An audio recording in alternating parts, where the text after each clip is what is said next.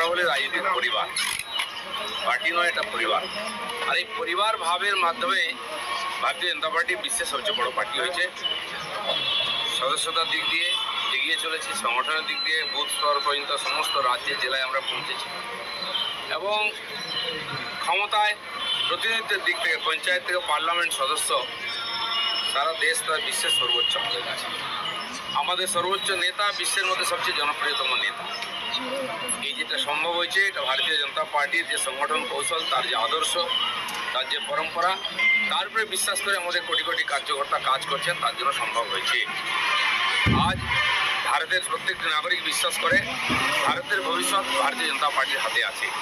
যতদিন বিজেপি সামনে আছে, ক্ষমতায় আছে, ভারতের ভবিষ্যৎ চিন্তা নেই।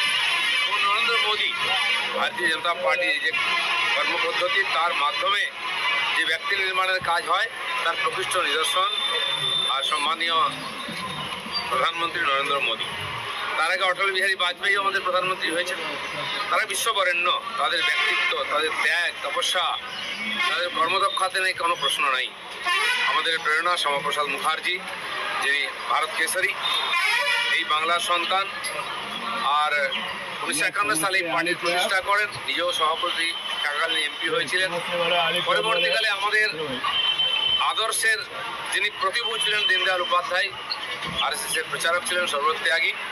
তিনি জীবন দিয়ে, সাধনা দিয়ে, তপস্যা দিয়ে পার্টিকে দাঁড় করিয়েছেন, একটা নতুন জীবন পদ্ধতি দিয়ে গেছেন।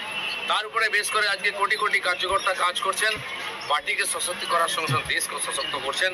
প্রত্যেক নির্বাচনে আমরা এগোচ্ছি, উপর থেকে নিচ পর্যন্ত শক্তি বাড়াচ্ছি, এবং ভারতের যে প্রগতি সেটাকে এগিয়ে নিয়ে চলছি।